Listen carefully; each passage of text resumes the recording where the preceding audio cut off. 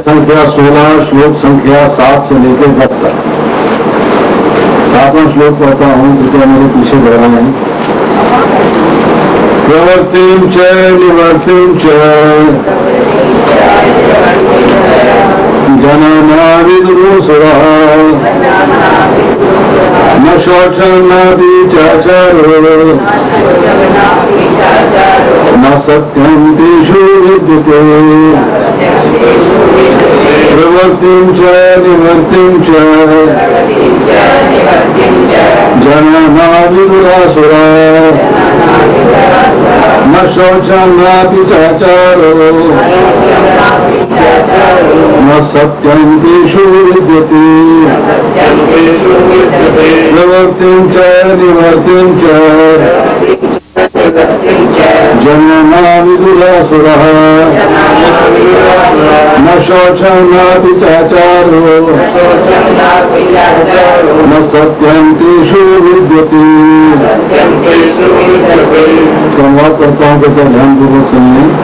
जो आसुरी है वो ये नहीं जानते कि क्या करना चाहिए क्या नहीं करना चाहिए, उनमें ना तो पवित्रता ना उचित आचरण ना ही सत्य पाया जाता है। श्लोक संख्या 8। वे कहते हैं कि जगत मिथ्या है, इसका कोई आधार नहीं है, इसका नियमन किसी ईश्वर के द्वारा नहीं होता। उनका कहना है कि ये कामेच्छा से उत्पन्न होता है, काम के तृप्त कोई अन्य कारण नहीं है। श्लोक संख्या 9। ऐसे निष्कर्षों का अनुगमन करते हुए आसुरी लोग जिन्होंने आत्मज्ञान खो दिया है, जो बुद्धिहीन है, ऐसे अनुपयोगी एवं भयावह कार्यों में प्रवृत्त होते हैं जो संसार का विनाश करने के लिए होते हैं। श्लोक संख्या 10। कभी न संतुष्ट होने वाले काम का आश्रय लेकर तथा द्वैव के मद एवं मिथ्या प्रतिष्ठा में डूबे हुए आसुरी लोग किस तरह मोहग्रस्त होकर सदैव क्षण भंगुर वस्तुओं के द्वारा अपितृ कर्म का व्रत लिए रहते हैं।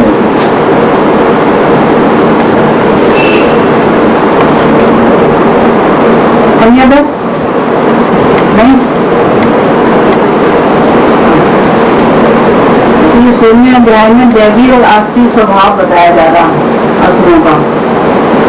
तो पहले 3 श्लोकों में उनसे भगवान बताते हैं कि दैवी स्वभाव किसका होता है और दैवी गुण कौन कौन से हैं। तो ब्रह्मचर्य वर्णाश्रम धर्म के अनुसार भगवान ने बताया कि ब्राह्मणों के क्या कर्तव्य हैं, क्षत्रियों के क्या हैं, वैश्य के क्या है और शूद्र के क्या है। और फिर आश्रम के अनुसार बताया कि सन्यासी को कौन कौन से धर्म करने चाहिए, कर्म करने चाहिए, उनके क्या गुण हैं। फिर वानप्रस्थी के क्या होने चाहिए, गृहस्थ के क्या होने चाहिए और ब्रह्मचारी के क्या क्या कर्तव्य होने चाहिए। तो जो अपने अपने कर्तव्य होते हैं, जिनके अंदर ये गुण होते हैं, 26 गुण भगवान ने बताए पहले 3 श्लोकों में। जिनके अंदर ये 26 गुण होते हैं वो कौन है? दैवी गुण। और वो किसमें होते हैं? जिनके अंदर दैवी संपदा होती है। और आसुरी गुण उसके बाद भगवान ने 34 श्लोक में आसुरी गुण बताए। आसुरी गुण कितने बताए? 6। कौन कौन से बताए? दंभो दर्पो अभिमानाचा क्रोधा पारुषम एवचा अज्ञानम चाबी जाकर से पार्थ संपदम आसुरे। दंभो, दंभ, दर्प, अभिमान, क्रोध, पारुष और अज्ञान, ये 6 बताए भगवान ने कि ये 6 जो हैं गुण वो किसके पास होते हैं? असुरों के पास। और उसमें दंभ का क्या बताया? दंभ का मतलब है कि महान प्रतिष्ठा के लिए भक्ति का ढोंग करे, सिद्धांतों का पालन न करे, क्योंकि अपना मान अपनी प्रतिष्ठा दिखाने के लिए ढोंग कर रहे हैं, आडंबर रच रहे हैं कि मैं बड़ा ज्ञानी हूँ, मुझे सारा ज्ञान है, मुझे पूरा आत्मज्ञान है। आडंबर करते इसलिए जिससे मान मिले, प्रतिष्ठा मिले, ये है दंभ। और दूसरा है दर्प। दर्प का मतलब होता है घमंड करना, अपने आप को बड़ा ऊंचा मानना और दूसरों को नीचा मानना। इसमें मेरे पास बड़ी विद्या है, मैं पढ़ा लिखा हूँ, या मेरे पास बड़ी संपत्ति है, या मेरे पास बड़ा बल है, मेरे सामने ये क्या है। दूसरों को तुच्छ मानना और अपने को बड़ा मानना, ये है दर्प, घमंड।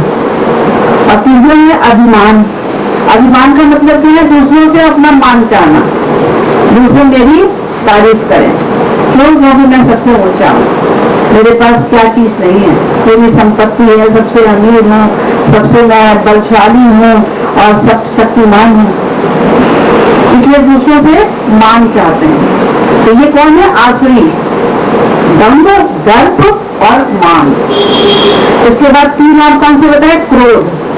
क्रोध में बात में छोटी छोटी बातों में क्रोध कर देते हैं, गुस्सा आ गया, मार दिया, थप्पड़ मार दिया, थाली उठा के फेंक दी, छोटी छोटी बातों में, ये सब आसुरी गुण है। फिर पारुषता। पारुष क्या होता है? पारुष का मतलब होता है कठोरता, बड़े कठोर होते हैं, वाणी ऐसी कठोर, ऐसी कि खरी खोटी किसी को सुनाने के पीछे नहीं हटते, और शरीर की भी कोई नम्रता, कोई आए तो उसे नम्रता से पेश नहीं आते, और मन भी वैसे गंदा होता, मन के अंदर कोई दया नहीं, दूसरों का दुख देख के सुखी हो जाते हैं, ये कठोरता है। और तीसरा, चौथा, छठा गुण बताए अज्ञान। तो ज्ञान तो सारा शास्त्रों में लिखा है, ये शास्त्रों को मानते नहीं, न भगवान को मानते न शास्त्रों को मानते हैं, तो अज्ञानी रहेंगे। तो ये 6 गुण भगवान ने बताए चौथे श्लोक में। उसके बाद इन्होंने 5वें श्लोक में भगवान ने बताया कि ये जो दैवी गुण है, 26 गुण के पहले 3 श्लोकों में बताए गए दैवी गुण, वो तो है आपको मोक्षकारी, मोक्ष का रास्ता तैयार करते हैं आपके लिए, आप इस संसार से मुक्ति पाके भगवत धाम चले जाओगे। और जो आसुरी गुण है वो आपको नर्क की तरफ ले जा रहे हैं, बंधन में डालेंगे, नर्क की तरफ ले जाएंगे।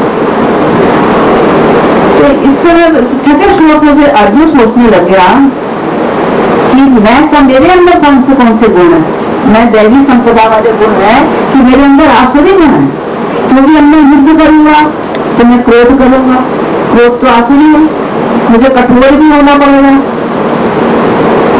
मुझे कठोर भी होना पड़ेगा, मुझे कठोर नहीं होना तो मालूम कैसे तीर किसी को, और मैं क्षत्रिय, मेरे अंदर ये अभिमान भी है, तो क्या मैं आसुरी हूँ? तो भगवान क्या कहते हैं?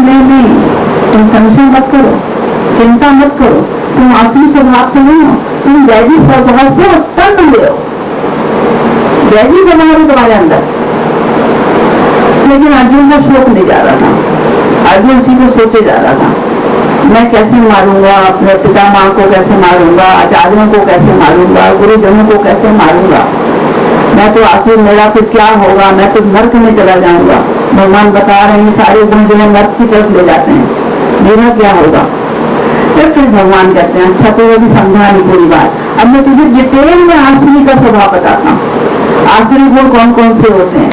अब भगवान जो है 7वें श्लोक से लेकर 18वें श्लोक तक 12 श्लोकों में आसुरी गुण बताते हैं कि असुरों के अंदर क्या गुण होते हैं। अब डिटेल में भगवान बताएंगे, तो हम लोगों ने पिछली बार 6ठे श्लोक तक कर लिया था, अब आज 7वें से भगवान डिटेल में बताना शुरू कर रहे हैं कि आसुरी गुण कौन कौन से होते हैं। जो असुर होते हैं, जो भगवान का कहना नहीं मानते, शास्त्रों को नहीं मानते, उनके अंदर कौन कौन से गुण होते हैं जो कि उनको नर्क की तरफ ले जाते हैं, अधःपतन हो जाता है उनका। तो 7वें श्लोक में भगवान क्या बताते हैं? प्रवृत्ति च निवृत्ति च जन्म न विदुर आसुरा, कि प्रवृत्ति क्या है, निवृत्ति क्या है, ये असुर लोग नहीं जानते। प्रवृत्ति का मतलब होता है क्या करना चाहिए, किस चीज में हम प्रवृत्त हों, और निवृत्ति का मतलब क्या छोड़ देना चाहिए, किससे हम निवृत्त हो जाएं। तो वो नहीं जानते, क्यों? क्योंकि वो शास्त्रों को नहीं मानते, और शास्त्रों में लिखा है धर्म क्या है, अधर्म क्या है। धर्म का मतलब क्या हमें पालन करना चाहिए, और अधर्म का मतलब क्या नहीं पालन करना चाहिए। जब वो शास्त्रों को मानते ही नहीं तो वो जानेंगे कैसे? तो मानव समाज में वैदिक रूल्स रेगुलेशन मानने जो मानते हैं वो दैवी स्वभाव लेकर आते हैं, और जो नहीं मानते वो आसुरी स्वभाव लेकर आते हैं। तो उनको नहीं पता क्या करना चाहिए, क्या नहीं करना चाहिए। क्या करते हैं? अपने मन की करते हैं, जो मन में आया वो करो, जब तक जियो सुख से जियो, कर्जा करके घी पियो कोई चिंता वाली बात नहीं। ना शौचम, उनके उनके अंदर शौच नहीं होता। शौच मतलब पवित्रता, पवित्रता नहीं होती। पवित्रता कैसे 2 प्रकार की होती है, एक बाहरी और एक आंतरिक। आंतरिक होती है मन की पवित्रता और बाहरी क्या है, शरीर की पवित्रता। शरीर की पवित्रता क्या है, सुबह स्नान करो, मंजन करो, स्वच्छ वस्त्र पहनो, बाल बनाओ, ये सारे शरीर की बाहरी पवित्रता है, स्वच्छता। और आसुरी क्या करते हैं, स्नान ही नहीं करते, हफ्ता भर 2 हफ्ते स्नान नहीं होता, क्या करेंगे, स्प्रे छिड़क लेंगे अपने ऊपर, खुशबू आ गई थी। वस्त्र कहाँ बदलते हैं, एक बार जीन्स ले ली तो बस 4 महीने की छुट्टी हो गई, 4 महीने के बाद धुलेगी, अब धुलाई नहीं करते। एक हमारे जान पहचान से थे, एक बार वो टूर में गए, 1 महीने के लिए टूर में, हमने कितने कभी कपड़े वपड़े ले गए होते तो मैं छोटा सा बैग ले गए थे, हमने कहते हैं तो हमने कितने कपड़े ले गए, कहते हैं जीन्स हम पहन गए थे और एक स्वेटर हम पहन गए थे, अब बाकी 2 शर्ट रख ली थी और 2 अंदर रख लिए थे, 1 तौलिया रख लिया था। मतलब तो जीन्स तो हमने कभी धोई नहीं, वहां से आके ही धुली है, और मैं स्वेटर धोया, और शर्ट कभी कभी 3-4 दिन के बाद होता धो देते थे। तो उनको होश ही नहीं, आजकल सारे सभी लोगों को यही हाल है, जीन्स ऐसे ऐसे कपड़े बनने के होने की जरूरत नहीं, मैले नहीं होते। और फिर ब्रश कहाँ करना, किसमें ब्रश करता है, व्यक्ति चाहिए, वो भी गंदा गंदा व्यक्ति के साथ ही अंदर गया, ब्रश करते ही फॉरन कंपनी में नहीं करते। एक बार डॉक्टर उसमें डाले थे ट्रेन में, तो लेडी ने ब्रश निकाला और पेस्ट निकाला और करा, याद है, करा, और उसके बाद पानी की बोतल निकाली और ब्रश करो, उसके बाद पानी की बोतल से ऐसा बंद कर दिया,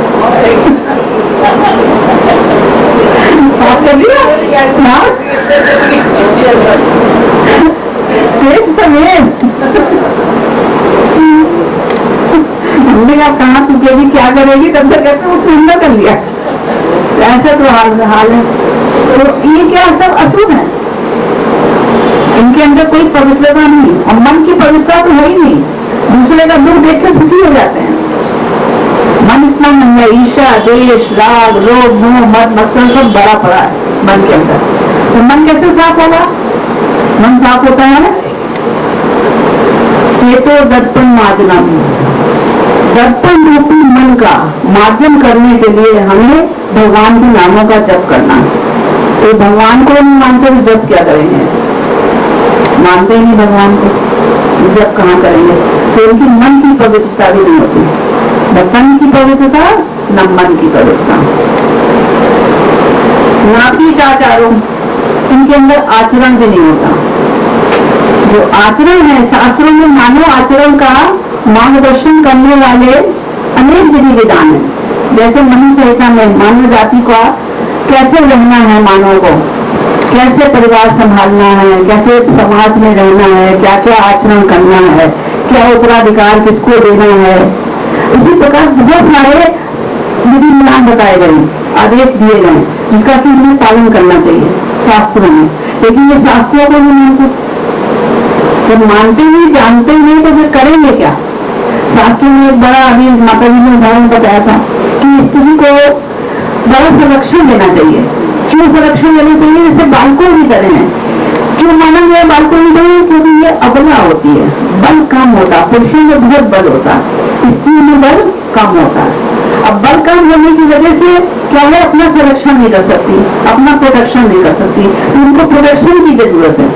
तो बचपन में पिता का प्रोटेक्शन, जवानी में पति का, और बुढ़ापे में बेटे का, ये संरक्षण मिलना चाहिए। लेकिन असल क्या कहते हैं, नहीं, स्त्री को भी स्वतंत्रता मिलनी चाहिए, जिससे इंद्रिय हासिल कर लें और अपना काम भोग करें। तो ये किसी भी ऐसे नियम को नहीं मानते जो समाज के लिए अच्छा हो, तो वो उल्टी अपने मन की करते हैं जिससे उनको फायदा हो। ऐसे नियम बना लेते हैं अपने आप ही, अपना सिद्धांत अलग बना लेते हैं जिससे उनको अपना फायदा हो, तो वो शास्त्रों को नहीं मानते। ना ही सत्यम होता, सत्य नहीं होता इनके पास। क्या करते हैं, अपने मन की बोलते, सत्य नहीं बोलते। जो शास्त्रों में लिखा है, क्या अपने फायदे के लिए अपने मन की बोलते हैं और दिखावा करते हैं कि बड़े ज्ञानी है, बहुत ज्ञानी है। इसकी एक कथा भी है। एक भेड़िया और एक गिद्ध की कथा है। एक बार एक का बेटा मर गया तो बेचारे रोते बिलखते ले जा रहे थे उसको जलाने के लिए, तो चिता पे लिटाया हुआ था सब। तो एक भेड़िया रूपी इंसान आया, तो भेड़िया जैसे उसके आदतें थी। उसने क्या बोला कि क्या कर रहे हो आप? कहते हैं ये बेटा मर गया, उसको हम लोग जलाने के लिए लाए हैं। कहते जलाने के लिए लाए हो?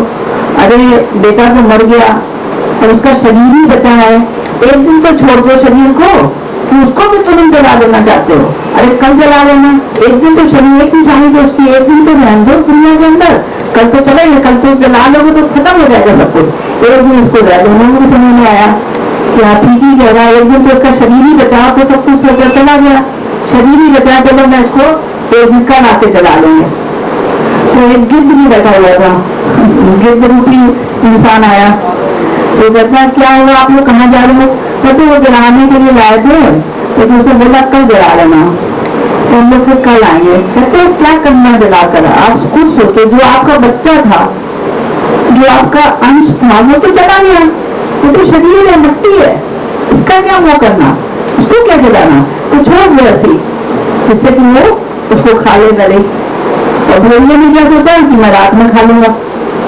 तो ये जो अपने मन की करते हैं इस तरह, तो दिखाते हैं बड़े ज्ञानी है और बोलते सब असत्य, कोई सत्यता नहीं होती उसमें, न शास्त्रों को मानना और न ही भगवान को वाणी को समझना। अपने मन की बोलेंगे जिससे कि अपना फायदा हो जाए। जन आत्मा श्लोक वे क्या कहते हैं कि ये जगत मिथ्या, और भगवान क्या कहते हैं?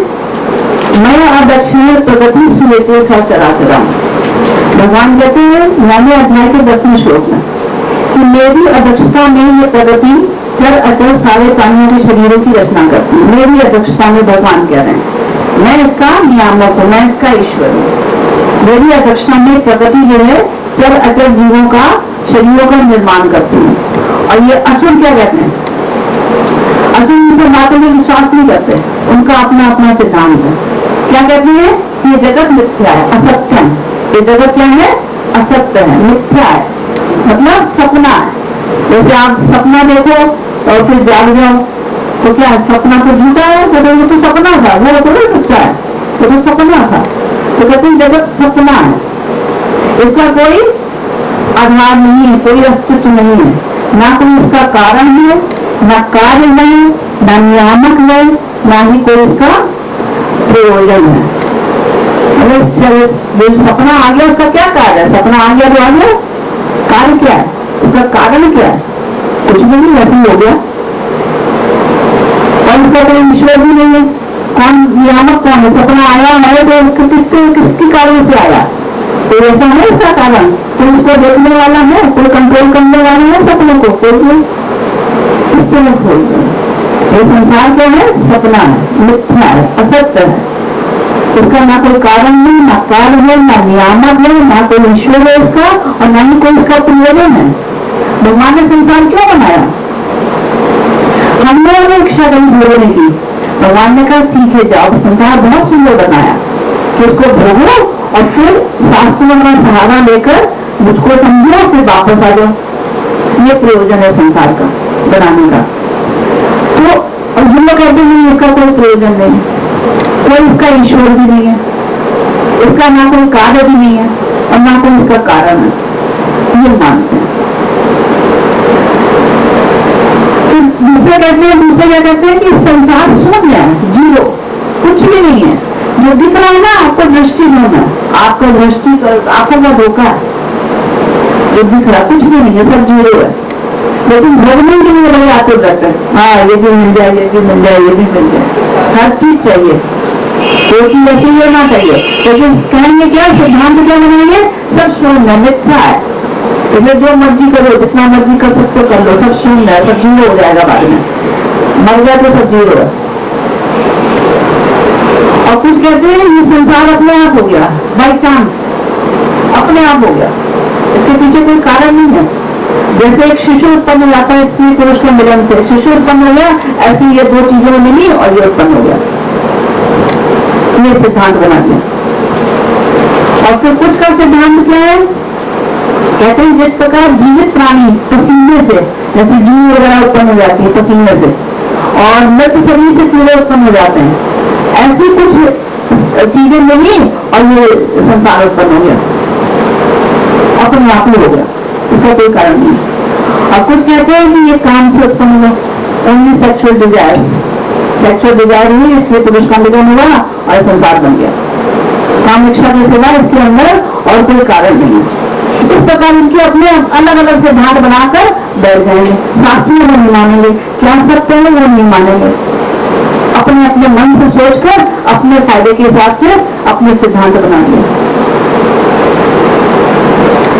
तो 9वें श्लोक में भगवान क्या कहते हैं, ऐसे निष्कर्षों का अनुगमन करते हुए आसुरी लोग एताम दृष्टि अविष्ट गया, मतलब इस दृष्टि को स्वीकार कर लेते हैं, इस निष्कर्ष को मान लेते हैं, कंक्लूजन है उनका, ये सब संसार ऐसे ही बन गया, अपने आप बाई चांस बन गया, या कि सपना है या मिथ्या है या शून्य है या अपने आप ही सेक्सुअल डिजायर से उत्पन्न हो गया, इस तरह निष्कर्ष बना दिया उन्होंने, भगवान को पीछे कर दिया, भगवान उनके लिए डेड है, भगवान है नाम की कोई चीज नहीं उनके लिए। तो इनका इसलिए करके ये क्या करती है, नष्टो आत्मनो, ये अपनी आत्मा का नाश कर देते हैं। आत्मा का देखो नाश नहीं हो सकता, आत्मा क्या है, अजर अमर है। नैनम से जंती शास्त्राणी नैनम जलती पावका न चैनम क्रेतियम के आपो न शोषती मारिता, इस आत्मा को कोई नहीं मार सकता, न शास्त्र मार सकता है, न किसी प्रकार से अग्नि जला सकती है, न गीला हो सकता है पानी से, न ही इसको वायु सुखा सकती है, न हिम्मत मन माने शरीर, शरीर के मारे जाने पर भी आत्मा का नाश नहीं होता, आत्मा अजर अमर है, लेकिन इनको पता ही नहीं आत्मा नाम की कोई चीज है। तो नष्ट आत्मा का मतलब ये है कि ये अपनी आत्मा को खो दिया, आत्मा तो है अंदर लेकिन इनको पता नहीं, इनके लिए खोल हुई है, इस शरीर को ही सब कुछ मान लेते हैं, हर चीज बॉडी है, आत्मा परमात्मा दो नहीं है, शरीर और आत्मा दो चीज नहीं है, तो शरीर ही सब कुछ है, ना आत्मा है ना परमात्मा है, जबकि दोनों हृदय में बैठे हुए उनको ये लोग मानते ही नहीं। उसको नष्ट आत्मा का मतलब है कि उन्होंने आत्मा को अपनी खो दिया है। भगवान इनको क्या कहते हैं, अल्प बुद्धिया, ये अल्प बुद्धि वाले हैं। अल्प बुद्धि वाले बहुत थोड़ी सी बुद्धि, देखो जितने भी जीव होगा उसके अंदर बुद्धि तो होगी, जो भी जीव है, जैसे कीड़े मकोड़े के अंदर भी बुद्धि होती है, जैसे काकरोच में आप रात में बत्ती बंद करोगे ना तो फिर काकरोच निकल आएंगे, और लाइट जला दो तो काकरोच भर जाएंगे, इसका मतलब बुद्धि है ना, बुद्धि के थोड़े आएंगे, बिल्ली है, आप चली जाओगे तब आकर आपको रसोई के अंदर घुसेगी, दूध पी देगी, आप वो तो आपके सामने कभी नहीं आएगी। तो इनके अंदर जैसे एक बकरी है, उसको काटने वाली है लेकिन वो अपने घास खा रही है और खाने में लगी हुई, ऐसे इनके अंदर बुद्धि, छोटी बुद्धि होती है, बस अपने फायदे की चीज देखते हैं, कब इनको ऊपर व्यक्ति आ जाए इनको नहीं पता। ये अल्प बुद्धि भगवान कह रहे हैं इनको, कैसे लोग कैसे हैं, अल्प बुद्धि वाले, विवेक बुद्धि नहीं है, मनुष्य शरीर पाने के बावजूद भी इनके अंदर विवेक बुद्धि नहीं है, क्या अच्छा है क्या बुरा ये नहीं डिसाइड कर सकते।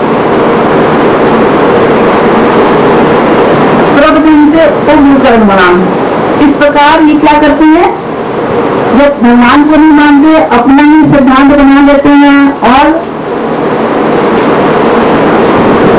संसार को भोगने के लिए बड़े आतुर रहते हैं, तो क्या करते हैं, नए नए आविष्कार करते हैं, नए नए आविष्कार करेंगे और समझते हैं कि हम बड़े प्रगति कर रहे हैं, लेकिन बढ़ते हैं सब नरक की ओर, अपना विनाश की तरफ बढ़ते हैं, क्योंकि उग्र कर्म आराम करते हैं। उग्र का मतलब क्या होता है, बड़े पेनफुल हर्बल कर्म करते हैं, हर्बल भयानक कर्म करते हैं। क्या कर्म करेंगे, जैसे पशुओं को मारेंगे, शेल्टर हाउस आपने देखा होगा, कसाई घर कितने बने, कैसे कैसे उसके अंदर जानवर मारे जा रहे हैं, गायों का कहते हैं जिंदा गाय की खाल खींच लेते हैं, और गाय इतना तड़पती है, इतनी जोर जोर से कराती है दर्द के मारे कि सहा नहीं जाता। कहते हैं कि यहाँ जो कसाई होते हैं ना, उनको 2-2 घंटे की ड्यूटी लगाते हैं, 2 घंटे से ज्यादा अगर ये रहेंगे कसाई घर के अंदर तो ये पागल हो जाएंगे, इतनी दर्दनाक आवाजें निकालते हैं जानवर वहां पर, तो उनको काटा जा रहा है, जिंदा खाल खींच दी जाती है। और ये सब कौन कर रहे हैं? आसुरी लोग कर रहे हैं। और कैसे सैकड़ों रोज कहाँ कहाँ बनी, रोज हजारों ट्राई कर रही, हजारों। और दूसरे जानवरों को तो सोचे ना, मुर्गियां तो सब गली गली गली भागने कर रही हैं। मुर्गी वैसे उठाते तुरंत मछलियां वो कितनी काटी जा रही, सब जीव है, सब क्या है? आसुरी है, सारे आसुरी प्रवृत्ति। इनका क्या भगवान बताते हैं 19वें श्लोक में इनका क्या कलम वाला है, अभी आगे बताएंगे आपको। ऐसे लोग कहाँ जाते हैं, उनका क्या क्या होता है, तो 19वें श्लोक में भगवान बताएंगे जाकर। 18वें श्लोक तक तो सब गुण बता रहे हैं, कैसे कैसे गुण होते हैं। अर्जुन डर रहा था ना कि मैं आसुरी तो नहीं हूँ, अब भगवान ने डिटेल में बताना शुरू करा आसुरी ऐसे होते हैं। और फिर पशुओं की तरफ तो करते ही इतना हिंसा, मनुष्यों के लिए भी हिंसा, दुश्मनी कर ली, बंदूक से मारा हुआ था, ये मेरा दुश्मन है, इसको जिम्मा नहीं रहना चाहिए। आज मैंने अपने शत्रु को मार दिया, कल मैं और शत्रुओं को मार दूंगा। ये दूसरे इंसानों के साथ भी ऐसा कर रहे हैं, जानवरों के साथ तो कहीं है, इंसानों के साथ भी ऐसा कर रहे हैं। आतंकवाद आजकल देखो कितना फैला हुआ है। मुसलमान क्या कहते हैं कि जिहाद के लिए है, जिहाद मतलब भगवान के लिए आप करोगे, धर्म का कार्य, इससे जन्नत मिलेगी।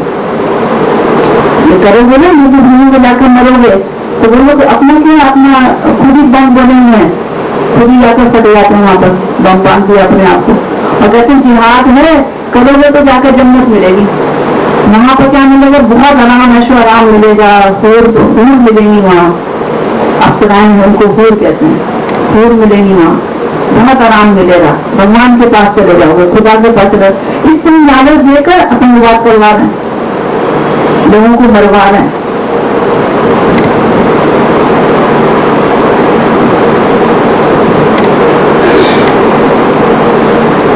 एक मुशायरा हो रहा था गई, तो उसमें एक मुसलमान ने मुशायरा करा कि ये काफिर हैं जो बंदे नहीं इस्लाम के, काफिर माने बागी, ये काफिर हैं जो बंदे नहीं इस्लाम के, मतलब जो मुसलमान नहीं है, जो इस्लाम धर्म को नहीं मानते, वो सब बागी है, सबको मार दो। वो तो उसमें हिंदू भी बैठा हुआ था, तो जो नाम लिखते हैं ना, नाम को ऐसे करके लिखते हैं, ऐसे घुराला सा नाम होता है, गोल सा, तो भगवान के बाग भी वैसे घुराले हैं, उसको भगवान के बाग याद आ गए।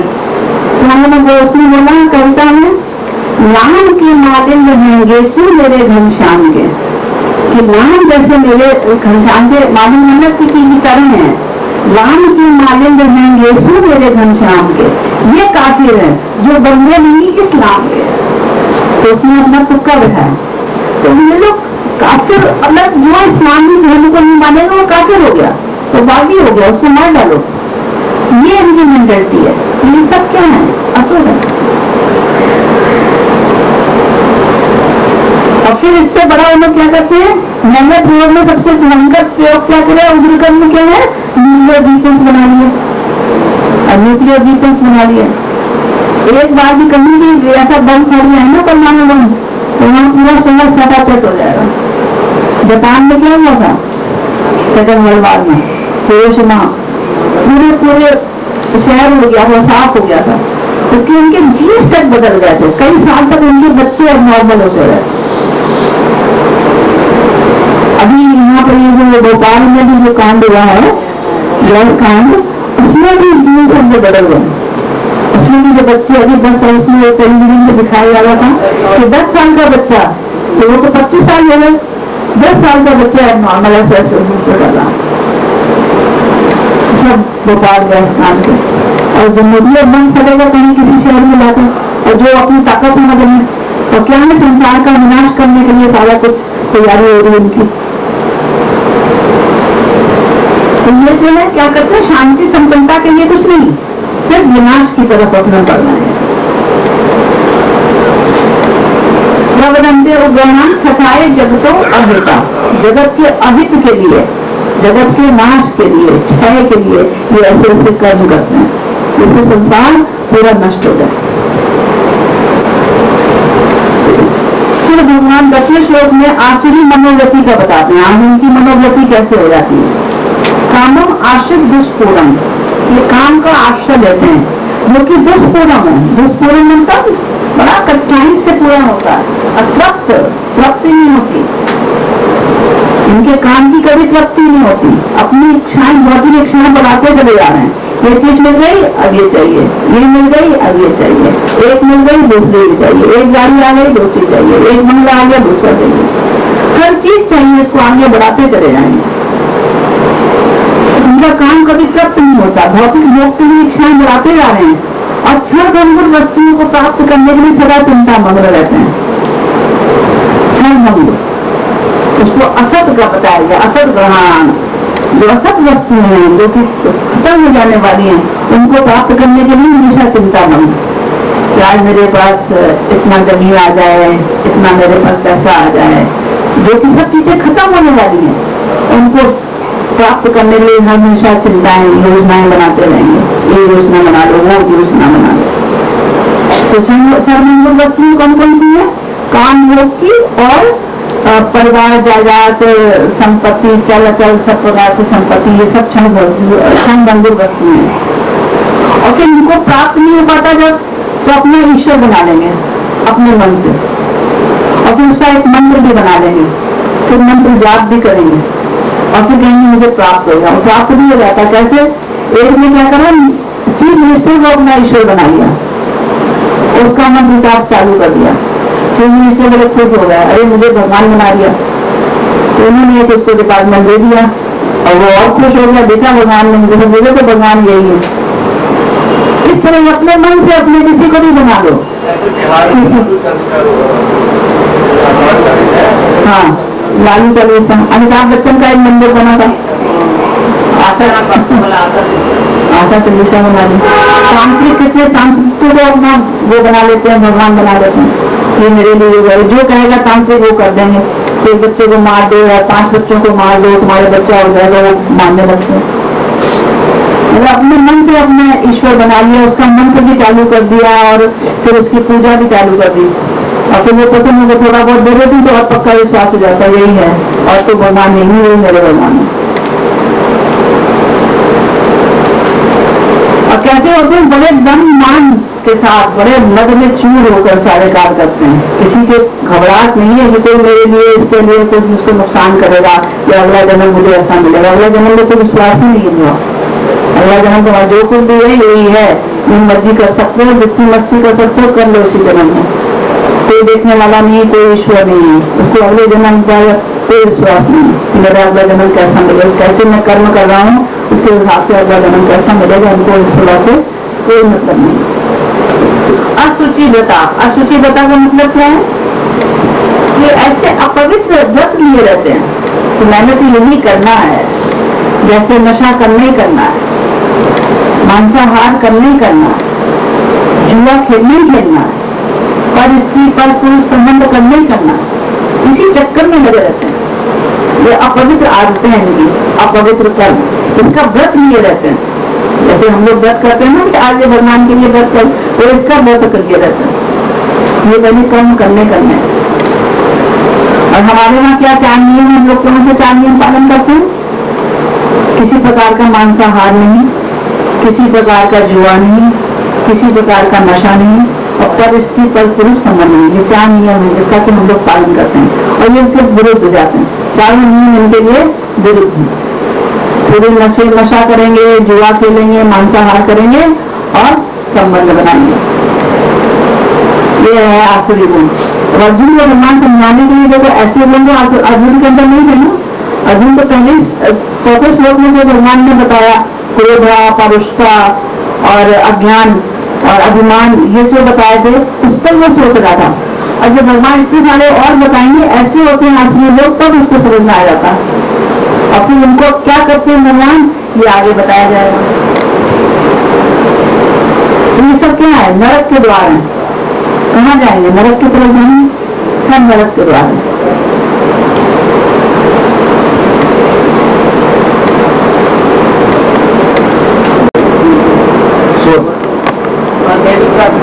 असुर को जो मानते हैं सुर कौन है और असुर कौन है? दैवी प्रकृति। देखिए शॉर्ट के अंदर डिक्शनरी के हिसाब से सुर जो है वो देवता लोगों के लिए प्रयोग हुआ है। देवताओं को सुर भी कहते हैं, और जो देवता नहीं है वो असुर है। अब प्रश्न ये है कि यहाँ पर जो देवता की बात हो रही है, देवता का मतलब है जो देवलोक में रहते हैं वो देवता। परंतु भगवान जो है ये समझाना चाह रहे हैं यहाँ पर स्पष्ट रूप से कि जो मनुष्य है उसका जो स्वभाव है, उसकी जो प्रकृति है, उसका जो नेचर है, उसके अंदर जो है किस प्रकार के गुण हो तो वो दैवी संपदा का स्वामी है, और किस प्रकार के गुण ना हो तो वो आसुरी संपदा का स्वामी है। और जो गुण ना है जिसके अंदर, जो आसुरी संपदा का स्वामी है, उसमें किस प्रकार के गुण है। जैसे भगवान ने उन्होंने बताया पहले आपको, पहले श्लोक से लेकर दूसरे श्लोक तक एक 26 गुणों की चर्चा करते हैं। मतलब अगर आपके अंदर ये 26 गुण हैं तो आपकी जो प्रकृति है वो दैवी है, मतलब देवताओं के समान है। आपके अंदर अगर वो 26 गुण हैं तो आपका जो स्वभाव है, आपकी जो नेचर है, आपके जो गुण है वो देवताओं के समान। भाई वक्त भी होता है, वो डेवलप भी करते हैं, अब डेवलप भी करते हैं। अब जिन लोगों के अंदर वो 6 गुण जो चौथे श्लोक में बताए, ये 6 गुण जो है ये आपके वो हैं जो कि आसुरी संपत्ति, आसुरी संपदा वालों के हैं। इसका मतलब है कि वो देवता नहीं है या देवता समान नहीं है, इसलिए उसको असुर कह दिया। अब शास्त्र के अंदर जो असुर है, असुर शब्द जो है इस्तेमाल होता है प्राणों के पोषक के लिए। जो अपने प्राणों की चिंता करता है, अपने शरीर की चिंता करता है, अपने भोग विलास की चिंता करता है, अपने भौतिक इंद्र तृप्ति की चिंता करता है, उसे और किसी चीज की चिंता नहीं। कि मेरे को आनंद की प्राप्ति, सेंसरी एंजॉयमेंट, जो मतलब मेरी इंद्रियां हैं, उनको सुख, उनको मजे, उनको आनंद, उनको खुशी किस प्रकार से मिलेगी, जो इसको चाहता है, अर्थात अपने प्राणों का पोषक है, अर्थात अपने असुर का पोषक है, वो असुर है। तो असुर वो है जिसके पास आसुरी संपदा है, और सुर वो है जिसके पास दैवी संपदा है। अब इस संसार के अंदर जो है भगवान ने आपको इस 16वें अध्याय के अंदर आसुरी संपदा की चर्चा ज्यादा क्यों करी? क्योंकि जितना अच्छे तरीके से समझा पाएंगे उतना लोग उसको समझने के बाद वहां से ऊपर उठने का प्रयास करें। तमोगुण से उठ के रजोगुण में आएंगे, रजोगुण से उठ के सतोगुण में आएंगे, और सतोगुण से उठ के फिर सतोगुण से पार, मतलब तीनों गुणों से ऊपर उठ जाएंगे। यहाँ जो है चर्चा इसके अंदर आसुरी गुणों के बारे में, अर्थात ये आसुरी को दैत्य से या दानवों से नहीं लेना। जैसे हम देखते हैं पर जी वो असुर राक्षस है, उसके लंबे लंबे सींग है, लंबे लंबे दांत हैं, जटाएं हैं, वगैरह वगैरह वगैरह। जैसे कि हम कई बार जो है नाटकों में, रामलीला वगैरह में देखते हैं कि असुरों को, दैत्यों को, दानवों को जो है इस तरीके से राक्षसों को प्रेजेंट किया जाता है। ये सिर्फ आपके अंदर आज आसुरी प्रकृति है, हो सकता है कल आप दैवी प्रकृति में रहें। आपके अंदर सारे गुण थे, आप दैवी प्रकृति की ओर प्रोग्रेस कर रहे थे, डेवलप कर रहे थे, आगे जा रहे थे, बढ़ रहे थे। आज आपके अंदर जो है वो ऐसी समस्या आ गई कि आप वो समस्या से जूझ नहीं पाए, और आपको क्रोध आ गया एकदम, और आपने सारा क्रोध सामने वाले को निकाल दिया, कठोरता हो गई। उसको आपने हर्ट कर दिया, उसको आपने तकलीफ दे दी, उसको आपने कष्ट दे दिया, इसका मतलब ये है कि उस वक्त आसुरी प्रकृति आपकी दैवी प्रकृति पे हावी होती है। मैंने तो बंदा तो बड़ा चंगा सी, पता नहीं आज क्यों उनका कार्य,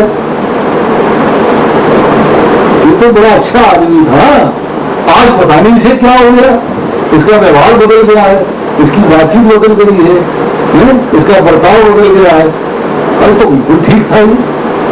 मतलब एक व्यक्ति जो है दैवी प्रकृति के अंदर प्रोग्रेस कर रहा है, आगे बढ़ रहा है, आगे बढ़ रहा है, आगे बढ़ रहा है, दैवी प्रकृति के गुणों को अडॉप्ट करता जा रहा है, अपने अंदर इंकलकेट करता जा रहा है, डेवलप करता जा रहा है। और ऑल ऑफ अ सडन कोई ऐसी दुर्घटना हो गई, ऐसी घटना हो गई कि उसने जो है कठोरता हो गई, उसको उस वक्त फौरी तौर पर अभिमान आ गया। क्या समझते हो अपने आप को तुम? जानता नहीं मैं कौन हूं? मतलब अभिमान आ गया, उसके बाद क्रोध आ गया, मतलब वो सारे गुण जो आसुरी प्रवृत्ति में है वो उसके अंदर प्रकट हो गए। तो ये जो है आसुरी प्रवृत्ति जो है अल्टीमेटली कई बार आप चाहे दैवी प्रकृति के अंदर हो, आपके अंदर आसुरी प्रकृति जो है वो कई बार प्रेजेंट हो जाती है, आपके अंदर उसके लक्षण आ जाते हैं और फिर आपका व्यवहार, आपका स्वभाव, आपके गुण उस वक्त बदल जाते हैं, वैसे ही हो जाते हैं जैसे कि असुरों के। उसके बाद होता है आपको पश्चाताप हो, आप प्रायश्चित करना चाहें और फिर आप उसके बाद हौले हौले उस आसुरी गुणों से बाहर निकल जाएं, उससे ठीक है। परंतु उस वक्त जो है फौरी तौर पे आपके अंदर जो है वो गुण प्रकट हो। मनुष्य के अंदर मैंने पिछली बार बताया था, मनुष्य के अंदर दोनों प्रकार की संपदा है, आपके अंदर आसुरी गुण भी है, आपके अंदर दैवी गुण भी है। पर जब आप दैवी गुणों का होता है, जब आप भगवान का संग करेंगे, भगवान के भक्तों का संग करेंगे, आप कथा का संग करेंगे, तो आपके अंदर जो है आसुरी गुण जो है दबते चले जाएंगे। यार मुझे गुस्सा नहीं करना, मैं जैसा हूं ना मुझे वैसा ही दिखाई देना है, जैसा अंदर से हूं वैसे ही बाहर से दिखाई देना है। ये नहीं कि तुमने राम राम बोलो शुरू करनी है, मतलब आपका स्वभाव बदलता जाता है। तो क्या है कि आप अपने अंदर जो आसुरी गुण हैं उनको दबाते चले जाते हो, वो आपको दबते चले जाते हैं। और दूसरे अंदर क्या है, दैवी गुण है, तो कभी कभी जो है वो दैवी गुण उसके अंदर प्रकट होते हैं। देखो है तो बंदा बना बुरा, पर आज काम इसने अच्छा कर दिया, उम्मीद नहीं थी कि इतना अच्छा काम कर देगा, परंतु आज इसने अच्छा काम, तो उसके अंदर बुरे गुण होते हुए भी वो उस वक्त जो है अच्छा कार्य कर जाता है, दैवी गुणों से संपन्न कार्य कर जाता है। इसका मतलब ये है कि आज उसके अंदर जो है वो छुपे हुए दैवी गुण थे वो प्रकट हो गए, जो छुपे हुए थे, जो दबे हुए थे, जो ढके हुए थे, आज प्रकट हो गए। तो ये फर्क। हरे कृष्णा। अगर किसी ने आपके लिए अपशब्द भी इस्तेमाल किए हैं तब भी आपने उसे कुछ नहीं कहा, बहुत बड़ा त्याग है। इसका त्याग है ये क्रोध, ईर्ष्या का, जलन का आपने त्याग किया। और इसके बाद शब्द है शांति। शांति का अर्थ क्या है? शांति का अर्थ है मन को वश में रखना, बड़ी शांति है। कोई कुछ कह भी गया है, परिस्थितियां अनुकूल आई हैं तब भी मैं शांत हूं, प्रतिकूल आई है तब भी शांत हूं, अनुकूल आई है तब भी शांत हूं। मतलब किसी भी तरीके से मेरे मन जो है विचलित नहीं हो रहा है, न मुझे राग है, न द्वेष है, न किसी से कोई परेशानी है, मैं अपना शांत स्वभाव में। और इसके बाद जो है ब्राह्मण का सातवां गुण है अपैशनम। अपैशनम, अपैशनम का मतलब होता है कि शुद्धता का ना होना, मतलब दूसरे के दोष ना निकाले और व्यक्ति उन्हें सही ना करे, मतलब छिद्रान्वेषण नहीं करना, दूसरों की गलतियां नहीं ढूंढनी है, निंदा नहीं करनी है, चुगली नहीं करनी है, और कोई आपके सामने नहीं है उसके पीठ के पीछे उसको अपशब्द नहीं कहने हैं, किसी के दोष को भी दूसरों के सामने प्रकट नहीं करना है कि आपकी गलती इनको बता दी तो आपके मन में इनके प्रति बुरा भाव नहीं। मतलब मुझे जो है किसी प्रकार की भी निंदा या चुगली नहीं करनी है, दूसरों की गलतियां नहीं ढूंढनी है, दूसरों के छिद्रा छेद नहीं ढूंढने हैं और अपने आप अवगुण देखने हैं, दूसरे के अवगुण नहीं। दया, दया क्या होती है कि दूसरों के दुखों को देख के उनके दुख को दूर करना। इसकी जगह काम खराब है, इसको थोड़ी सपोर्ट मिल जाए तो ठीक हो जाए। उसका दुख देखा, आप उसको सपोर्ट करने लगे, मतलब आपको उस पर दया। अब इस दया के अंदर एक भेद है कि दया जो है कितने प्रकार की। दया जो है वो कितने प्रकार की है, डिफरेंट डिफरेंट लेवल है। आप कहते हैं भगवान बड़े दयालु हैं, वैष्णव बड़े दयालु हैं, संत बड़े दयालु हैं। तो देखो एक साधारण भक्त है बड़ा दयालु है, साधारण मनुष्य है मेरा पड़ोसी है बड़ा दयालु है। तो क्या पड़ोसी की दयालुता भगवान की दयालुता एक समान है? क्या किसी संत की दयालुता और साधारण व्यक्ति की दयालुता एक समान है? तो क्या फर्क है, क्या भेद है इनके पास? और हमें किस प्रकार की दया, भक्त के अंदर किस प्रकार की दया चाहिए? एक साधारण व्यक्ति कैसी दया करता है, उसकी दया कैसी? मुझे उस दया के बैकग्राउंड में अपना मान और सम्मान चाहिए। अभी चार लोग कहेंगे भाई बड़ा दयालु है ना, अड़ोस पड़ोस रहे बड़ा दयालु है, देखो हर किसी गरीब का कितना हेल्प करता है, पशुओं के प्रति बड़ा दयालु है, मनुष्यों के प्रति बड़ा दयालु है।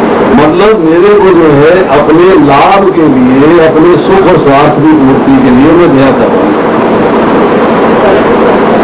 मेरा नाम पंकज दलिंगना जी, पंकज दया बड़ी नहीं बहुत बैठे हैं ना, जल्दी लगती है। दूसरा है कि जो भक्त है, परंतु अभी भक्त जो है एडवांस नहीं हुआ है, अभी साधक की स्थिति में है, वो कैसी दया करता है? वो भगवान से प्रार्थना करता है कि आपका दुख दर्द, अगर वो देख लेता है कि आप 84 लाख योनियों के चक्कर में फंसे हुए हैं, इस बंधन से बाहर निकालना है, तो आपके दुख, इस दुख को दूर करने की भावना मन में आती है, तो आपको जो है कृष्ण भावनामृत में ले जाने का प्रयास करता है, उसकी दया है आपके। अब एक वैष्णव है जो एडवांस हो चुका है, उसमें किस प्रकार की दया है?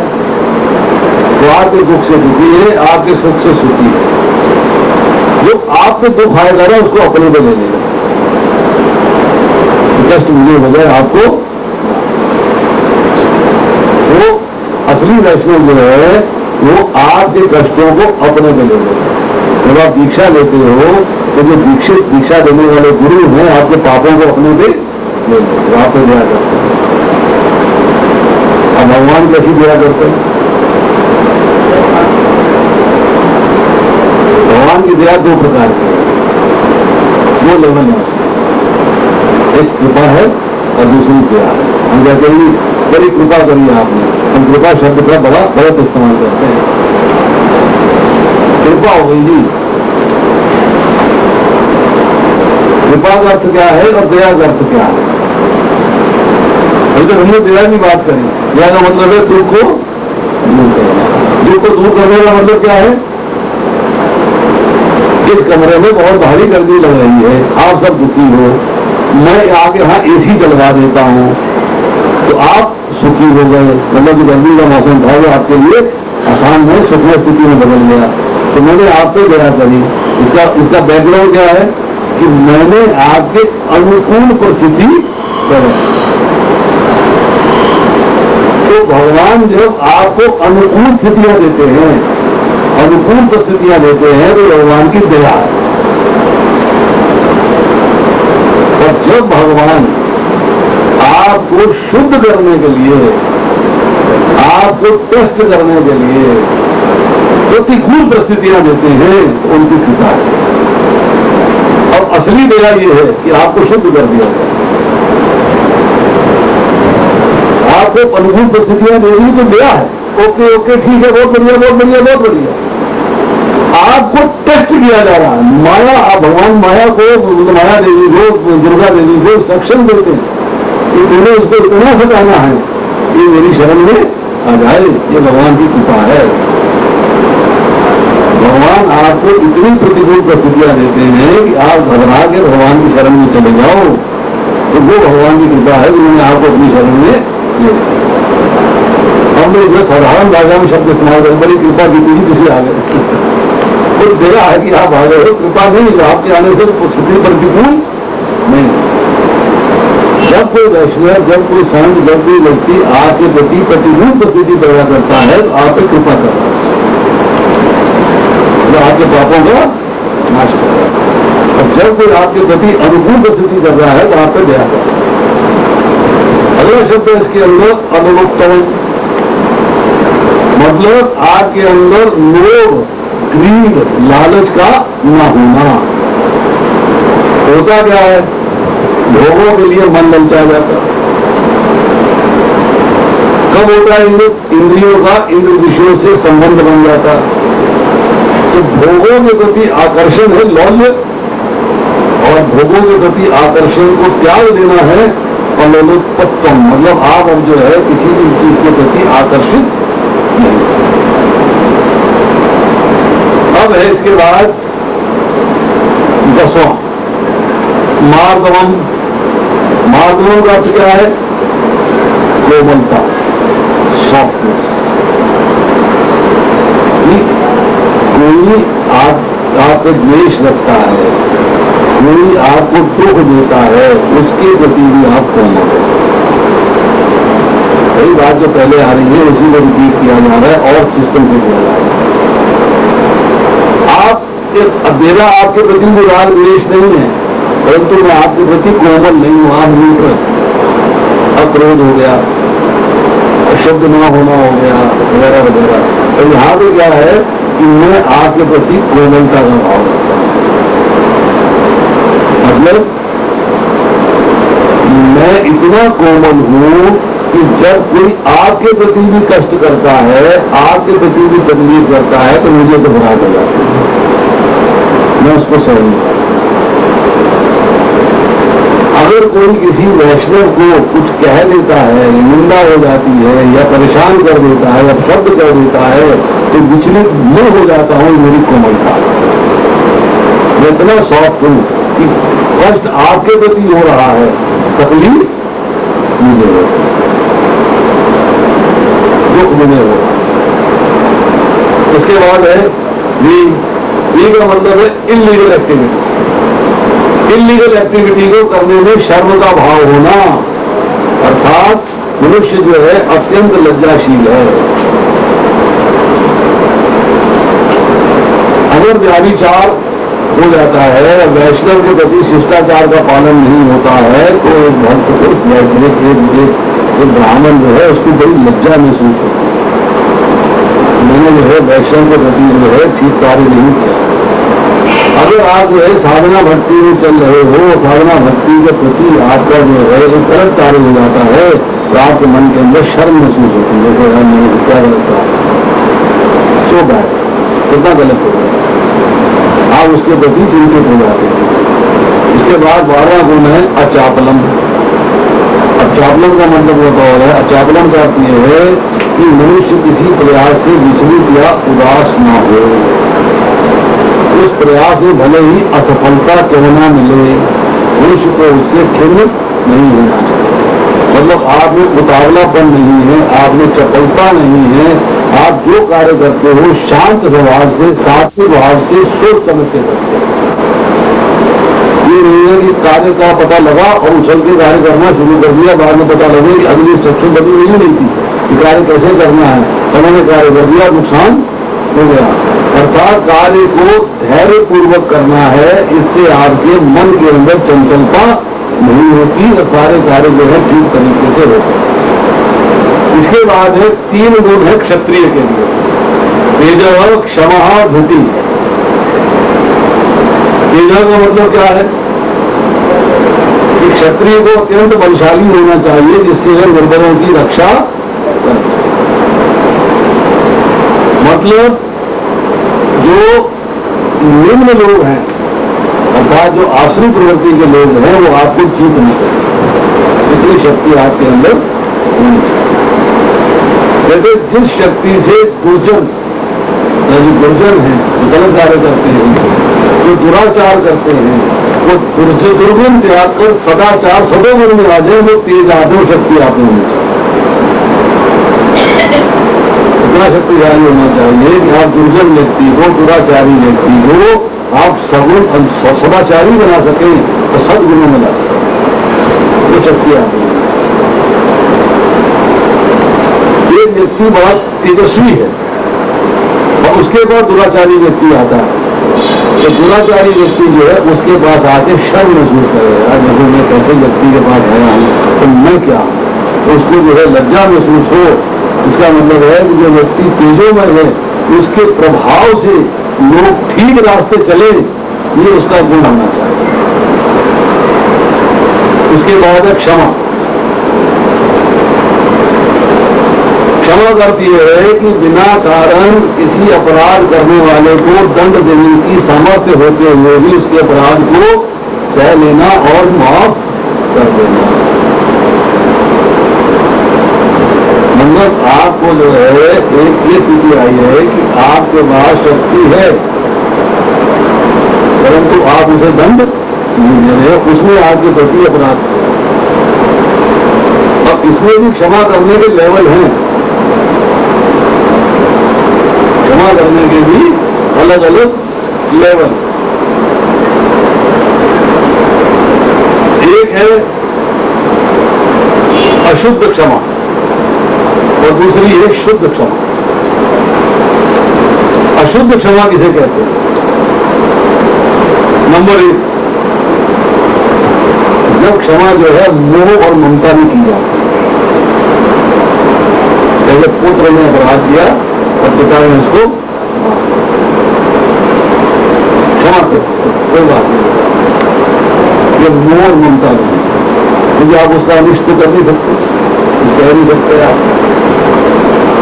और अगर कोई दूसरा आपके प्रति कर दे तो आप उसके बदले में जरूर कुछ ना कुछ। दूसरा है कि आपने क्षमा किया है क्योंकि आप दूसरे से करते हो। पहले किसी बलवान ने, किसी क्रूर व्यक्ति ने आपके ऊपर अपराध कर दिया, इससे कौन लड़े, चलो माफ किया, इसको माफ कर दिया, इससे लड़ना तो मेरी बस की बात ही नहीं। मैं 2 हड्डी का आदमी और ये पहलवान, तो वो क्षमा जो है वो भी अपराध। और तीसरा होता है कि अगर कोई आपके प्रति अपराध करता है पर आपकी कोई हानि नहीं हो रही, आप कहते हो यार तेरे को माफ कर, नुकसान तो मेरा हुआ नहीं, मेरा नुकसान तो हुआ नहीं, इसलिए जो है मेरा वो स्वार्थ नहीं हुआ, मेरी को हानि नहीं हुई, मेरा वो नुकसान नहीं हुआ, तो मैंने उसको माफ कर। तो शुद्ध क्षमा क्या है? ये कि अगर किसी ने मेरे प्रति अपराध किया है, उसने मेरा अनिष्ट किया है, मेरा बुरा किया है, तो मेरे मन के अंदर उसको दंड देने की कोई भावना ना हो, ना इस लोक में ना परलोक।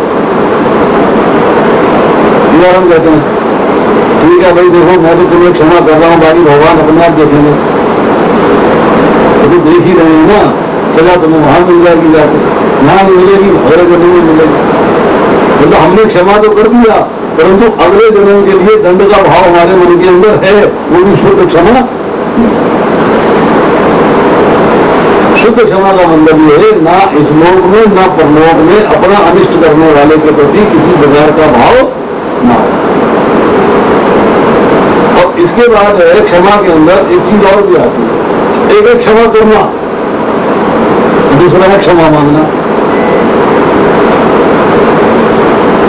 जो क्षमा है वो क्षत्रिय का गुण है, क्षमा करता भी है और क्षमा मांगता भी है। और क्षमा जो है क्षत्रिय किस स्टेज में मांगता है? नंबर 1 डर से कि मैंने किसी का बुरा कर दिया है, उसका दंड मुझे न मिले, इसलिए इस डर से मैं उससे क्षमा। I am sorry, please excuse, मेरे से कोई बुरा काम उसके प्रति हो गया। दूसरा कि मेरे से आपके प्रति अपकार हुआ है, गलत कार्य हुआ है, मैंने आपके प्रति भी गलत शब्द इस्तेमाल किए हैं, और मैं अब दोबारा से जीवन भर ऐसा नहीं करूंगा। मैं चाहता हूं कि आप मुझे इस बार क्षमा, मतलब अपने सुधार के लिए मैं क्षमा चाहता हूं। तो क्षमा का भाव प्रकट कब होता है? जब आप अपने लिए किसी सुख की आशा नहीं करते हैं, और जो आपका अपकार करता है, आपके लिए बुरा करता है, उसके लिए कुछ बुरा चाहते हैं, तब आप क्षमा का भाव रखते हो, वरना आपके अंदर क्षमा का भाव नहीं। अब आता है इसके अंदर तीसरा गुण, जो है धृति। धृति का मतलब होता है धैर्य। धैर्य का मतलब क्या होता है? परिस्थिति अनुकूल हो चाहे परिस्थिति प्रतिकूल हो, दोनों स्थितियों के अंदर आपके अंदर जो है विचलित न होकर रह सके, इस स्थिति में आप अपना उद्देश्य सिद्ध करना चाहते हो, कृष्ण भावनामृत में जाना चाहते हो, भगवान के प्रति प्रेम प्राप्त करना चाहते हो, मोक्ष की प्राप्ति चाहते हो, परंतु इसके आने के लिए रास्ते में जितनी भी रुकावटें आती हैं, जो सुख आते हैं, जो दुख आते हैं, आप उनसे विचलित नहीं, तब आपने धैर्य। अब आते हैं वैश्य के दो गुण, एक है शौच और दूसरा है अद्रोह।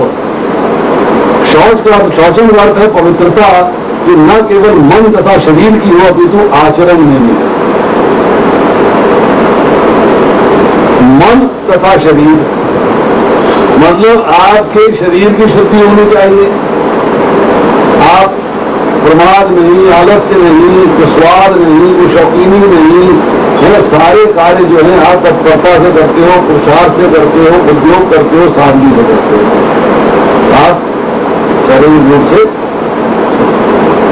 उसके बाद वाचिक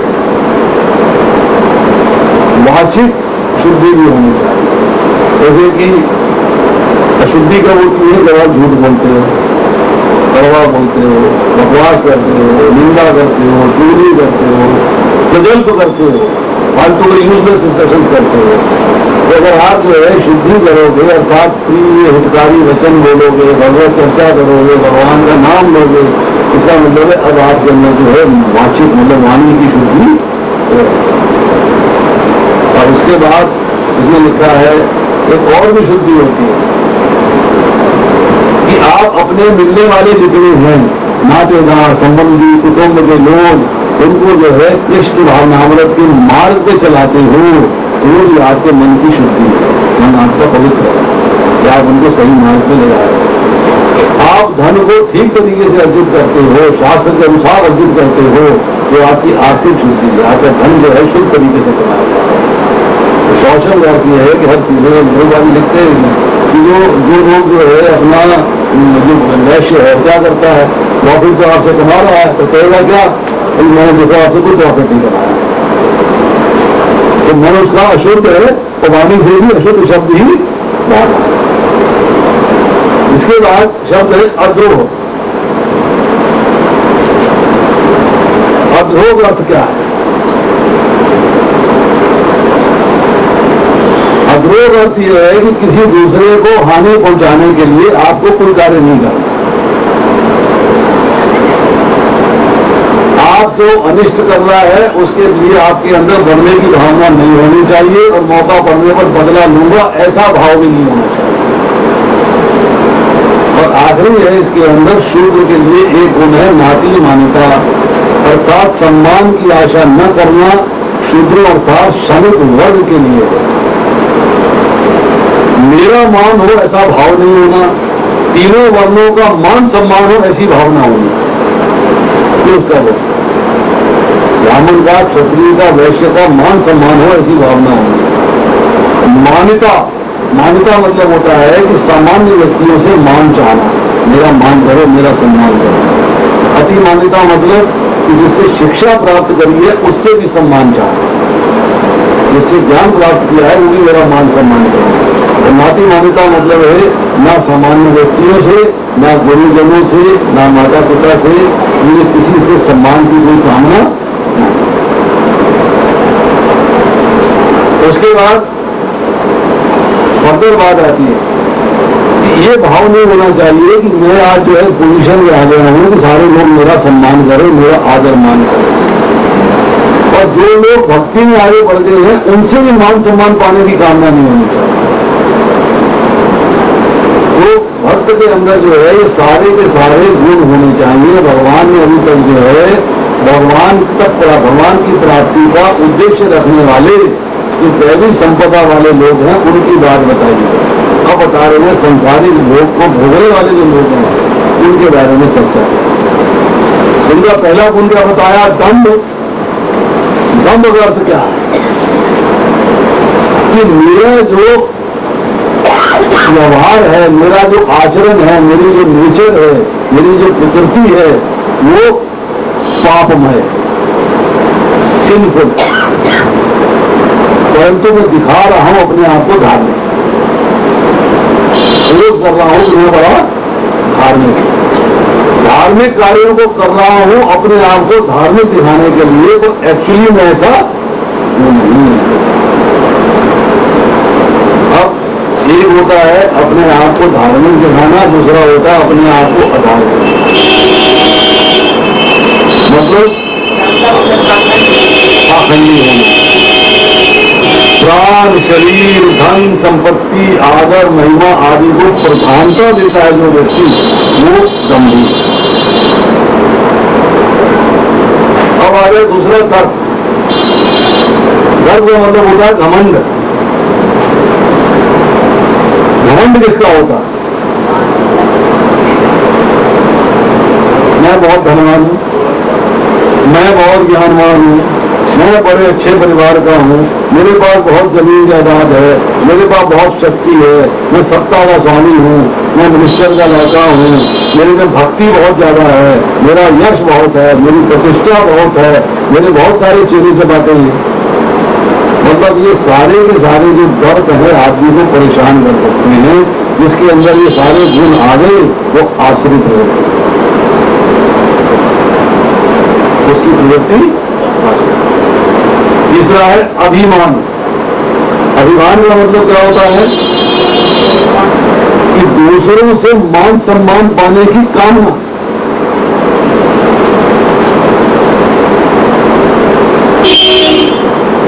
आई एम सुपीरियर, मैं बड़ा उच्च हूं, हर व्यक्ति मेरे अनुसार चलेगा, मैं बड़ा बलशाली हूं, बड़ा विद्वान हूं, मैं जो चाहूं कर सकता हूं। I can do anything in this world, मैं जो चाहूं कर सकता हूं। और अभिमानी व्यक्ति की संसारिक पदार्थों से बड़ी ममता है, पत्नी से, संतान से, संसारिक पदार्थों से बड़ी ममता है। गर्भ में और अभिमान में भेद क्या है? अभिमान के अंदर जो है, जो मेरे में विद्या है, जो मेरे में बुद्धि है, जो मेरे में गुण है, उनका मेरे को बड़प्पन दिखाई देता है। परंतु गर्भ के अंदर क्या है कि बाहरी चीजें जो है कि मैं अपने आप को धार्मिक दिखा रहा हूँ, अपनी रिलीजियस दिखा रहा हूँ, उसका बड़प्पन दिखाई देता है, अंदर से है नहीं। चौथा शब्द है इसके अंदर क्रोध। क्रोध की हमने बात पहले डिस्कस करी अक्रोध के अंदर कि दूसरों का अनिष्ट करने के लिए जो मेरे मन के अंदर जलन पैदा होती है, तो मेरे मन के अंदर भावना पैदा होती है, वो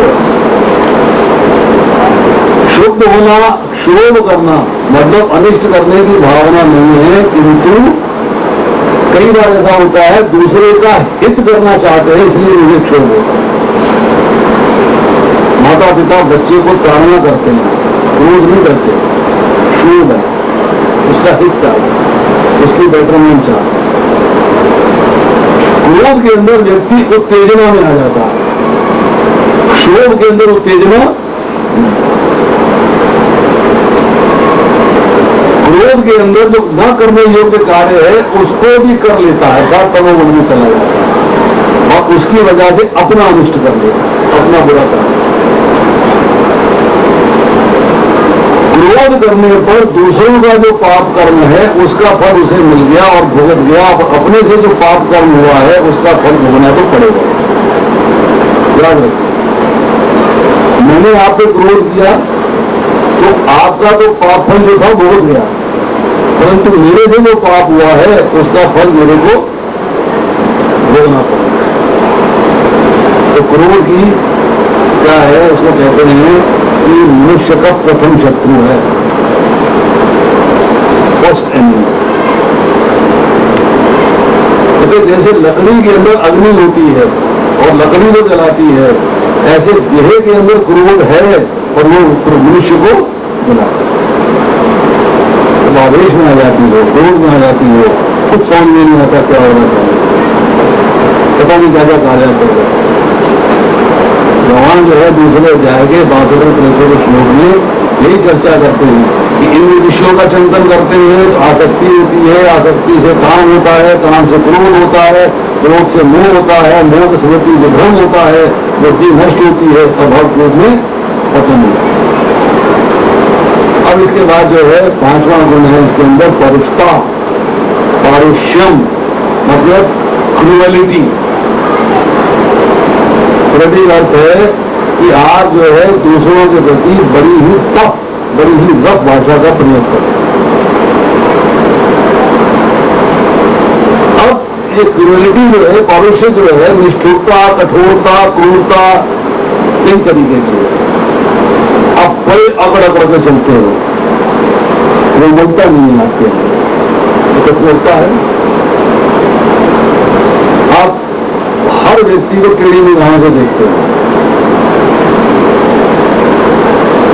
मतलब आप उसके ऊपर भी एक तरीके से आपको देखना भी जो है ना वो प्रेममय नहीं, जो प्रेम नहीं, कठोरता है। आप शब्द कठोर बोलते हो वाणी से, और आप जो है जो दूसरे को दुख मिलता है तो मुझे बड़ा मजा आता है, आवाज मेरी होती है, इतना कठोर। ये आपकी जो है तो शरीर की कठोरता है, तो नेत्रों की कठोरता है, वाणी की कठोरता है, हृदय की कठोरता है, मतलब आपके शरीर का हर अंग से कठोरता झलक रही है। आप बड़े कठोर हो, कैसे पता लगेगा? उसको दुख मिल रहा है और मुझे बड़ा आनंद आ रहा है, बड़ा खुश हो रहा हूं। उसके यहाँ दुख हो रहा है, मैं बत्तियां लगा रहा हूँ, दिवाली बना रहा हूँ। इतना कठोर आदमी है, इतना निष्ठुर है, उनको दुख हो रहा है, ये आनंद है। और छठा शब्द है इसके अंदर अज्ञानम। अज्ञान का अर्थ क्या है? सत्य में असत्य में, कर्तव्य में अकर्तव्य में, सार में असार में भेद नहीं कर पाना, अर्थात अविवेक, अर्थात लैक ऑफ डिस्क्रिमिनेशन। आप फर्क नहीं कर पाते हो क्या ठीक है और क्या गलत है। अब यहाँ पर जो है शब्द इस्तेमाल हुआ है इसके आखिर के अंदर, अभिजातस्य पार्था संपदाम आसुरम। मतलब व्यक्ति ये सोचता है कि मैं कभी मरूंगा नहीं, सदा जीता रहूंगा, सदा सुख भोगता रहूंगा, तो ऐसी जो इच्छा रखता है उसके अंतःकरण के अंदर ये 6 लक्षण प्रकट हो जाते हैं। अर्थात जिसका उद्देश्य भगवान को प्राप्त करना नहीं है, केवल संसार को भोगना है, वो व्यक्ति जो है वो आसुरी प्रकृति है। अब आता है श्लोक संख्या 5।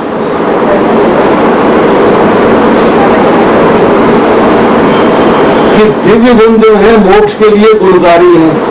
तो अर्जुन के मन में भाव है गुरुजनों, भाइयों, नातेदारों को मारना आसुरी है, इसलिए क्रूरता एवं क्रोध है, ये पापमय है, ये नरक में ले जाएगा। परंतु भगवान क्या कह रहे हैं? तुम दैवी गुरु से जन्म। इसके अंदर जो दूसरी लाइन आ रही है, माँ शुचा संबंधन दैवी गुरु जाते वसी पांडवा, अगर चिंता मत करो, तुम दैवी गुरु से जन्म प्राप्त किए हो। क्षत्रिय परिवार में जन्म लेने वाले के लिए गुण शास्त्रों में वर्णित है कि युद्ध में क्रोध एवं कठोरता, अगर ये कार्य नहीं करोगे तो आसुरी व्यवहार होगा। इसी में शब्द इस्तेमाल हुआ निबंधाया सुरी, बता जो जन्म तथा मरण को देने वाली है वे आसुरी संपत्ति है। मतलब जब बार बार जन्म हो रहे हो, बार बार मरण हो रहा है, इसका मतलब है आप आसुरी संपत्ति के स्वामी हो, आप में आसुरी गुण है। जब दैवी गुण होते तो मोक्ष प्राप्त करके बाहर। और इसमें एक बड़ी सिंपल सी बात है कि इस संसार के अंदर हमने जो है संस्कार रूपी दी जाए, पिछले जन्म के कर्मों का फल आए। शुभ और अशुभ कर्म करते हैं तो फल फूल और पुष्ट होते हैं। जब और पुष्ट होते हैं तो और योनियां मिलती है, और योनियां मिलती है तो मुक्ति नहीं मिलती। जैसे हम एक बीज को जमीन में डाल देते हैं, उससे जो है पेड़ निकलता है, उससे फल मिलता है, फूल मिलते हैं, सब कुछ आता है। तो अगर आप बीज को जो है भून दे, उबाल दे, उससे पेड़ बनेगा। तो इसी तरह जो है यहाँ बताया गया है कि आपको जो आपका संस्कार रूपी बीज है, जो कामनाओं के रूप में प्रकट होते हैं, उन कामनाओं को समाप्त डालो, उबाल दो, सॉरी यू नॉट रिक्वायर्ड। तो कामनाएं समाप्त हो जाएंगी तो आप जो है मोक्ष की प्राप्ति के अधिकारी हो जाएंगे। अब इसके बाद जो है इसके अंदर अध्याय के अंदर जो आसुरी संपदा के 3 फल बताए गए हैं, उसकी अभी हम चर्चा नहीं करेंगे। और अब इसके बाद जो है 16वें अध्याय के 6वें श्लोक में बताया गया है कि बद्ध जीव जो हैं वो 2 प्रकार के, एक दैवी और दूसरे आसुरी। अब प्रश्न ये है कि हर प्राणी के अंदर भगवान के दोनों अंश हैं, चेतन अर्थात आत्मा भी और प्रकृति अर्थात शरीर। दोनों अंश है ना, शरीर भी है और आत्मा भी है। आसुरी कब होता है? आसुरी कब होता है? जब आपका मतलब आपका जो चेतन अंश है, जो आत्मा है, वो भगवान से विमुख हो जाए और प्रकृति के साथ संबंध बनाए। और उसने जो है प्रकृति को पकड़ लिया है, जब प्रकृति को पकड़ लिया है तो शास्त्र के विरुद्ध कार्य हो रहा है, तो प्रवृत्ति आसुरी हो गई। अब दैवी कब है कि जब जो है चेतन अंश आपकी आत्मा है वो प्रकृति से तो विमुख हो जाए और भगवान के सम्मुख हो जाए, अर्थात शास्त्र के अनुसार कार्य करे। इच्छाएं वही करे तो शास्त्र अनुसार है, अर्थात भगवान की सेवा की इच्छा करे, शास्त्र के अनुसार कार्य करे। यहाँ पर ही चर्चा हो रही है इसके अंदर कि बृहद अरण्य उपनिषद के अंदर जो है चर्चा है, प्रजापति ब्रह्मा से ही देव तथा असुर पैदा। मतलब उत्पत्ति दोनों की एक ही स्थान से है। फर्क क्या है कि आसुरी में भी और दैवी के अंदर भी, दोनों के अंदर जो है गुण जो प्रकट हो रहे हैं, उन गुणों की वजह से आप में भेद बन जाता है कि आप आसुरी प्रकृति के हो या दैवी। उत्पत्ति दोनों की ब्रह्मा से हुई है, गया है प्रजापात देवा चाहे असुर है, जब दोनों की उत्पत्ति जो है वो ब्रह्मा जी से हुई। अब लास्ट बात इसके अंदर है कि हर एक प्राणी के अंदर दोनों प्रकार के गुण हैं।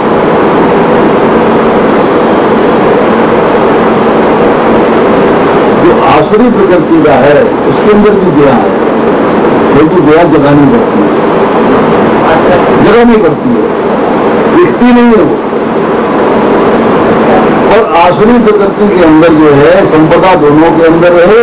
जब कोई व्यक्ति जो है कृष्ण भावनामृत के मार्ग पर चल पड़ता है तो आसुरी प्रकृति से बाहर निकल के वो दैवी प्रकृति में। यहाँ जो है हमारे पास 5 मिनट अभी है, 5 मिनट में चर्चा और कर लेते हैं कि आसुरी संपदा के 3 फल बताए गए। पहला फल बताया इसके अंदर 5वें श्लोक में, निबंधाया सूर्य मता, कि बंधन के रूप से आपको एक साधारण फल मिलना। यही चर्चा पहले आई है दूसरे अध्याय के 41वें 44वें श्लोक में, 9वें अध्याय के 20वें 21वें श्लोक में, कि जो सकाम कर्म के उपासक हैं, जो कामना सहित कार्य करते हैं, भौतिक भोगों को भोगने वाले हैं, वो आसुरी हैं। और जो आसुरी व्यक्ति है उनकी बुद्धि जो है अनंत शाखाओं में बढ़ जाती है, उसकी वजह से वो बार बार जन्मों के चक्कर में पड़ जाते हैं। स्वर्गलोक की प्राप्ति, पुण्य कर्मों के फलों की प्राप्ति वगैरह वगैरह वगैरह इसके चक्कर में पड़े रहते हैं। फल नंबर 2 बताया 16वें अध्याय के 16वें श्लोक के अंदर, पतंती नरक शुचो, जो आखिरी शब्द है श्लोक के, कि जो इंद्रिय भोग में अत्यधिक आसक्त हो जाते हैं वे नरक में गिरते हैं। पहला फल बताया कि जन्म मृत्यु के बंधन में लगे रहते। दूसरा फल बताया कि वो नरक में जाते हैं। और जाते हैं जब वो जो है अपना इंद्र तृप्ति काम भोगेशु प्रसक्ता, मतलब इंद्रियों को, इंद्र तृप्ति को इंद्रियों का जो आकर्षण हो जाता है विषयों के साथ, उसको भोगने में जब वो लग जाते हैं, उनमें आसक्ति हो जाती है, तब उनको नरकों की प्राप्ति होती है। और फिर बताया 19वें श्लोक के अंदर, इसमें बताया आसुरीन एवं योनिषु की। और 20वें श्लोक में फिर बात बताई कि यद यान्ति अधमान गतिम, आखिरी शब्द है ये कि दुर्गुण दुर्भाव आशारी के साथ क्रूर, जिन्हें पहले आसुरी योनि की प्राप्ति होती है, तो दुराचार के कारण उनको मैं नरक में डालता हूँ। देखिए, जो लोग ईशानु के साथ क्रूर है नराधम में, उन्हें मैं निरंतर विभिन्न आसुरी योनियों के भव सागर में डालता रहता हूँ।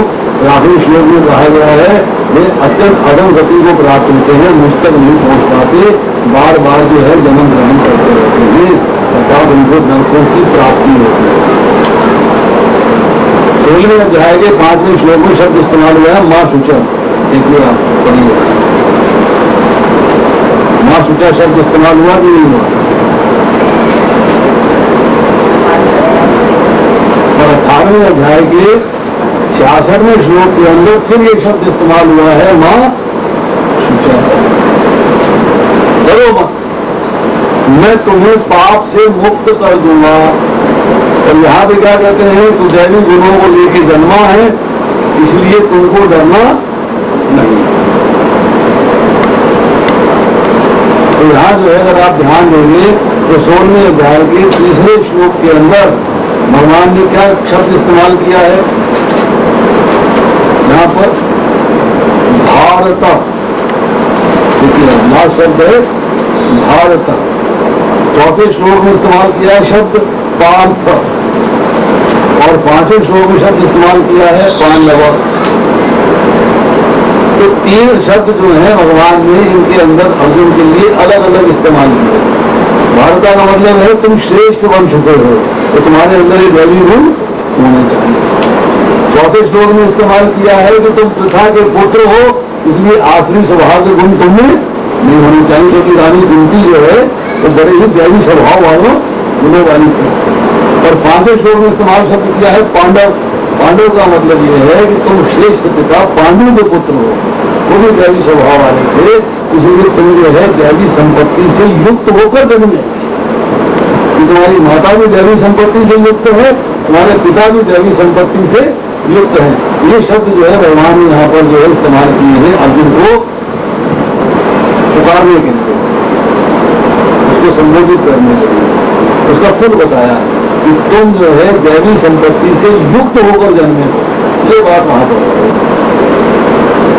और इसके बाद जो है श्लोक आएंगे आपके 7वें से लेके, और एग्जैक्ट मैं आपको भी बता देना कहीं देर में।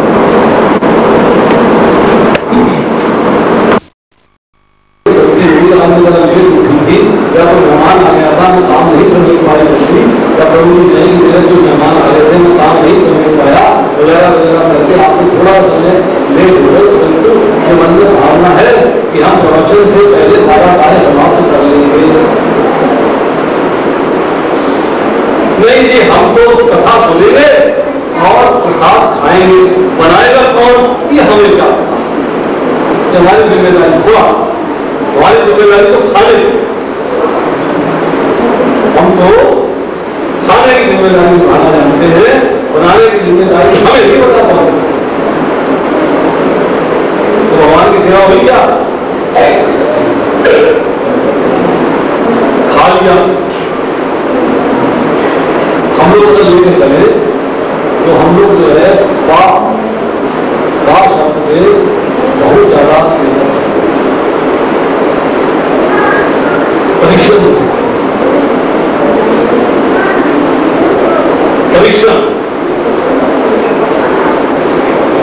प्रवेश मतलब कथा जहां हो रही है आप हमारा प्रवेश प्रतिष्ठित